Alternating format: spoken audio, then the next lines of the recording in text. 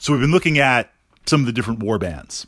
We've been exploring some of the different missions in Godtear and seeing how the unique aspects of this game interlock to really produce not only a dynamic game and a really, really fun narrative game, but something that plays so fluid and opens up so many combos and opportunities to take advantage of something cool in a game turn. That's what's really captivating me with the game. And now I want to jump into the warband classifications. And we're going to start with the Slayers first, the red models. Because I find with the Slayers, there's a duality of, on the surface, they seem very, very easy to play. Kind of point and click. They're the easiest to figure out first. But there is a nuance, much like everything in the game, there is a nuance where you begin to look and begin to see opportunities that suddenly the Slayers have a level of complexity that, wow, it's pretty amazing. So we want to jump in with the new players, and we want to at least start building that checklist for opportunities to take on the table.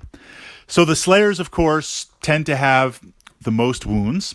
They tend to have the most offensive capabilities.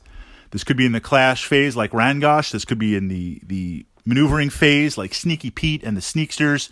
They all do a significant amount of damage. They want to get up there for glory, grab the Godtears and wreck face, or probably wreck face, then grab the Godtears.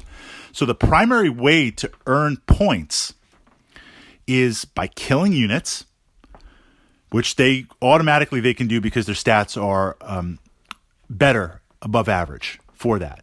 Get up there and plant banners. Well, Slayers do that well because the other opposing warbands, whatever the composition, somebody's getting up to claim Godtears.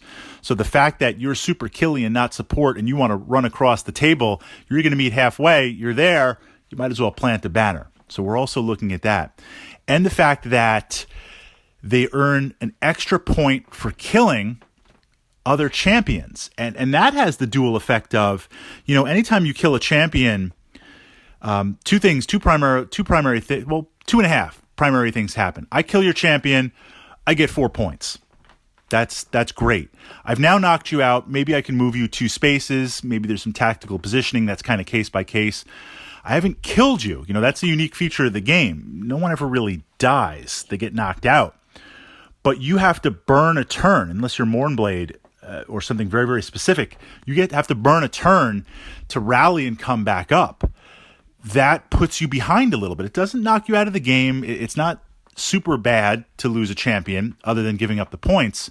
But anytime I can get you to burn a game turn doing something other than maneuvering, attacking, or claiming, that's good.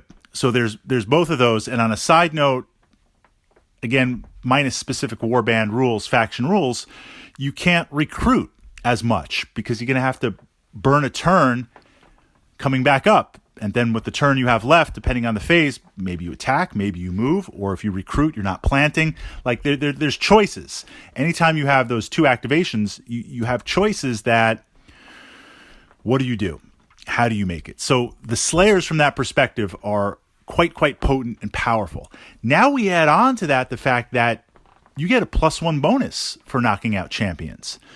So you want to normally target champions. I'm going to get a bonus for doing it. That's the easy point. So it's like, at first glance, hey, run up, smash some champions, get some points, point and click. Okay, what about the nuance? What about the subtlety? Depending on the phase of the game, this is another unique aspect that ties in with the core rules.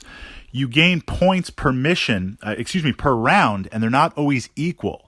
So you can lose a round and still come back, but it builds to this zenith midterm where you have to know when to gobble up the points as much as possible, especially if your opponent has some banners planted and you can't plant to counter, or you can't claim or smash a banner. I mean, it happens depending on the position of the Godtears and the team and the champions in play.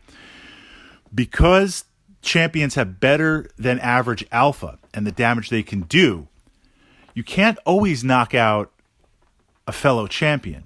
They've got good defense, they've got a lot of wounds, they might have some regeneration, they might have some abilities, but you can easily gobble up followers very, very quickly. Easily kill one. Maybe use an ability, take out a cluster of them or take out multiples.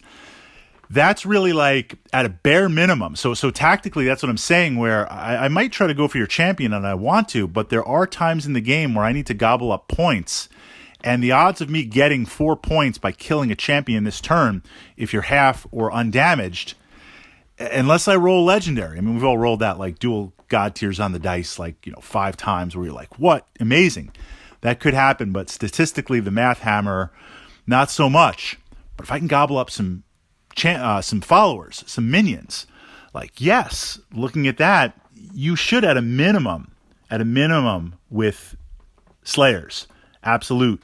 To say this, you should be planting and killing minimum 1 follower a turn. So that's potentially 4 plus 1 points. 4 for the banner, 1 for the kill, leveraging and pushing that. So that's kind of the subtlety. The second subtlety is area control. The fact that, Rangosh runs forward, sometimes I got to go head-to-head with him, and it might be another Slayer, or it might be more of a support. Blackjaw's got some bite, but generally speaking, I don't really want to fight Rangosh, and it's not a question of play style. It's a question of kind of like this old martial arts philosophy. When 2 tigers meet for battle, one dies, and the other one is crippled for life. So I might kill Rangosh, but it's going to take its toll on me, either in minions, followers, or my own champion. I want to kind of try to avoid or do pushbacks or use supporting units to frustrate him. And the opposite, like Sneaky Pete, trying to hit him with that evade, especially if there's some buffs, some boons casted on him. Do I want to burn the dice? Now, I can't let him run around, can't let these Slayers run around and just slay and wreck face and headbutt and do all this crazy stuff. I might do pushbacks. I might do blocking things. There are ways. But the fact that I don't want to be around you means the advantage you have is area denial. Can you, depending on the mission and the placement of Godtears, can you have a little side pile that you're going to mine every turn, guaranteed banner plant, and use your Slayer as a blocker for that? Still trying to kill some stragglers, but trying to push the bulk of my forces. Or now if you run in, we see this with this area denial. I love playing Shale. Tremendous kind of support, synergy. A very, very interesting champion to play. With Landslide, he moves pretty quick based on Shale's ability and activations. I'm going to move him up there, even though being a green, he's more support. But as soon as, and he can hold his own, Landslide can hold his own, but as soon as a Slayer comes up, I don't want to be anywhere near there. I really can't, because I don't have the alpha, both in armor and life and damage output to do that. So you're forcing me. I mean, there are times I do engage with Shale and Landslide because I have to. The mission dictates it. Or you caught me, you got me. But given a tactical choice, it's this duality of I want to be up there supporting with him using his God-tier magic, but at the same time, you push up Slayers with aggressively. I have to pull back. I have to drop back a few ranks just to keep him alive and support. That is an interesting aspect. So it is about the dice, primarily. It is about generating alpha, generating killy, but it's not quite. It's not so much point and click like you might think.